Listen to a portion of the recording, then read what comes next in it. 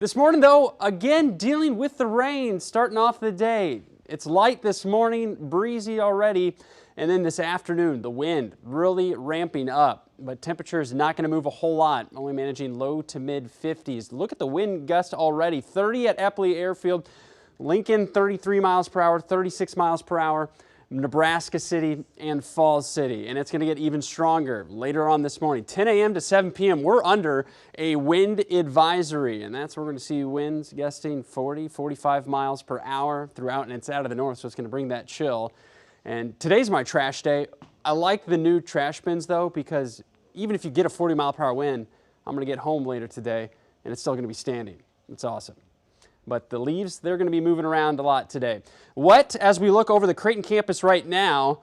You can see the raindrops on the camera lens. Light rain at Eppley, 50 degrees. The wind sustained right now, 20 miles per hour. And the cutoff for rain right now is 120th Street. Everything east is wet. To the west, it's dry. It's going to be a sharp cutoff. Who sees rain and who does not around the metro here, especially through the morning. If you're out in Fremont, Wahoo, you're dry, just cloudy today, but the rain really parked over southwest Iowa as this low spinning here in northern Arkansas slowly pushes off to the east. So the showers are going to wrap back around and that cutoff will slowly push off to the east as we go through Thursday. So rain chances really through the morning.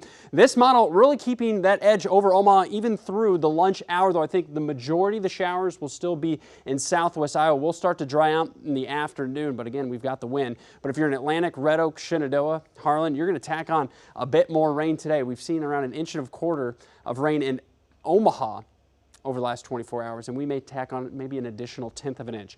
Overnight, clouds, I think, will start to clear out a little bit more, though this model keeps it in. We'll start tomorrow a little bit cooler in the low 40s, but lots of sunshine by the afternoon.